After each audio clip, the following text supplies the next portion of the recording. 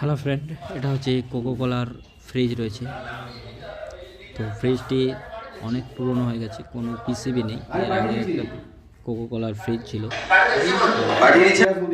তো সেই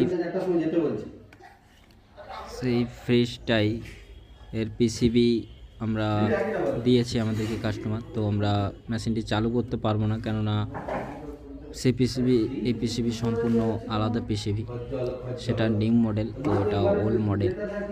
তো মেশিনটি আমরা ডাইরেক্ট করে মেশিনটি চালু করব। তো কম্প্রেসার হাই অ্যাম্পিয়ার রয়েছে, তো আমরা রিলে কাটারও চেঞ্জ করব। তার আগে দেখে নিচ্ছি যে কোথা থেকে কি লাইন বেরিয়েছে। তো ওই জায়গা থেকে সব লাইন বেরিয়েছে, তো আমরা ডাইরেক্ট করে কম্প্রেসারটিকে অন করব। অন করার পর আমরা ফ্যানটিকে অন করব, যে কন্ডেন্সার কয়েলকে যে ফ্যানটা রয়েছে সেটাকে ডাইরেক্ট লাইন দিয়ে আমরা মেশিনটি চালু করব। তো চালু করার পর আমরা রিলে কাটআউট চেঞ্জ করার পর দেখছি যে মেশিনে কোনো গ্যাস নেই। মেশিনে গ্যাস না থাকার কারণ হয়েছে যে এর আগে কম্প্রেসারের কাজ হয়েছে, তো এর আগে গ্যাস চার্জও হয়েছে।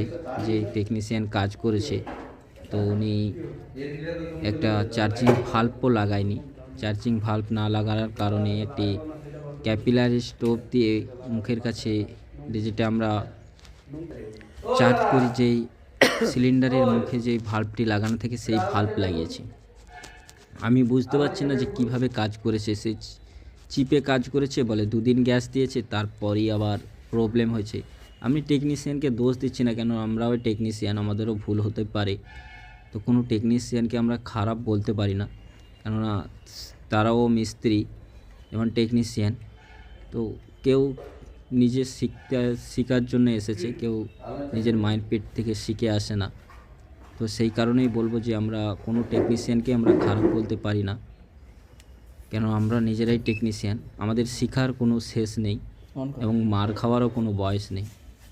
যদি মার না খেতে চান তাহলে ব্যবহার ভালো রাখবেন এবং সুস্থ থাকবেন। যদি ভিডিওটি ভালো লাগে প্লিজ লাইক, কমেন্ট, শেয়ার করবেন এবং পেজটিকে সাবস্ক্রাইব করে নেবেন। শেষ পর্যন্ত ভিডিওটি দেখবেন।